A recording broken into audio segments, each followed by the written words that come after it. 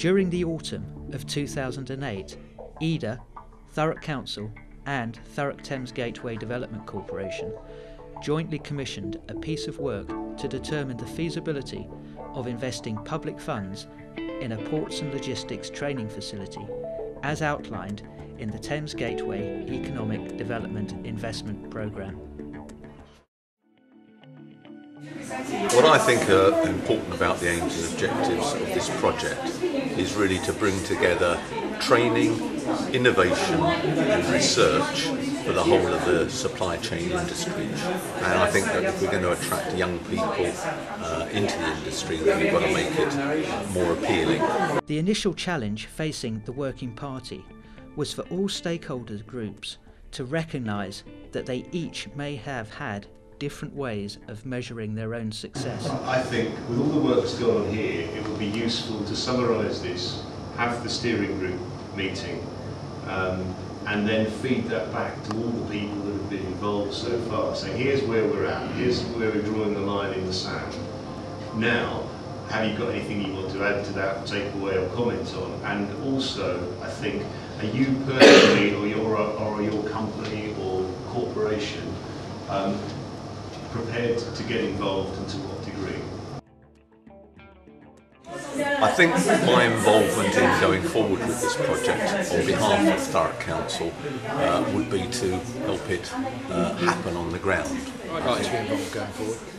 The university is obviously very interested in three major areas. We see all sorts of ways in which we can contribute with industry to a better future. Certainly I'm interested in such an important element of the supply chain and ensuring skills and innovation initiatives are joined up and better understood by the public and industry jointly. And I'd like to play a role in that somehow. I would like to be involved in this project more in terms of working with other partners on the development and delivery of training courses that would help to professionalise the image of the industry.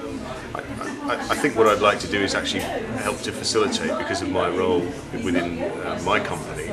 I can help facilitate across the logistics sector and help network and help bring in professional bodies. So that's where I think there's a role for me to play.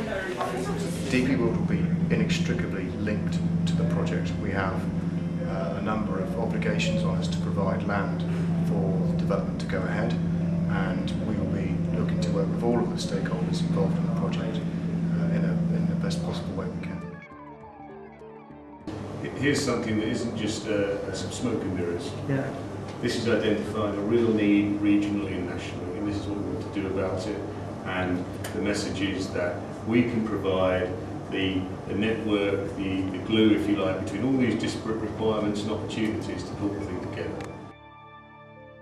Industry, I think it will raise the reputation of the sector and of logistics generally, both nationally and locally. I think this project will have helped change the industry by having fundamentally changed people's perceptions to what the supply chain sector does and is. We would hope that 5 years down the line, when this project begins to come to fruition, more local people are in better skilled, better paid jobs, and therefore having a better quality of life. I think it's very much about providing something that currently doesn't exist as one single entity, so it brings a lot of disparate requirements and needs together, and it actually facilitates education, learning and development both for individuals and for companies and for regions within the UK as well. And it goes from being an Eastern England, Southeastern England model to something which will become at the very least national.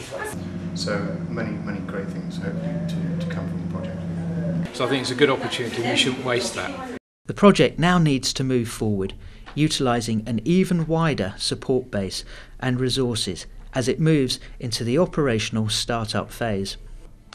However, during a series of working parties and workshops, the stakeholders recognised and understood that there are a number of activities that can be started almost immediately without the need for large capital investment.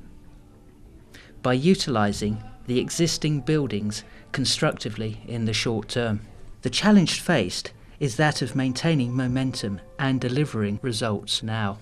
The type of revenue activities that could be undertaken at this stage without a new building are innovation consultancy, research and development, higher education provision, training delivery of short, existing and already accredited courses on behalf of or by partner organisations, establishing projects like the working warehouse by utilising existing partner excess warehouse capacity, bid and tender writing services, and EU and other funding type consultancy and signposting services.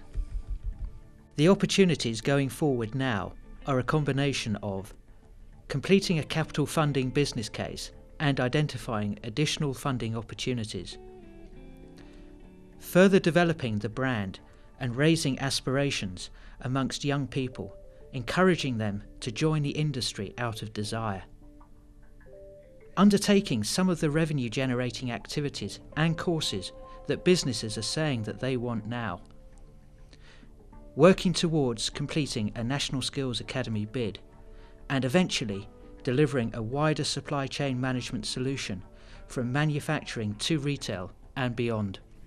The consensus from the stakeholders of the Working Party, along with the conclusions from the feasibility study, is that there is both an industry-led market desire and a significant socio-economic benefit in progressing this opportunity now.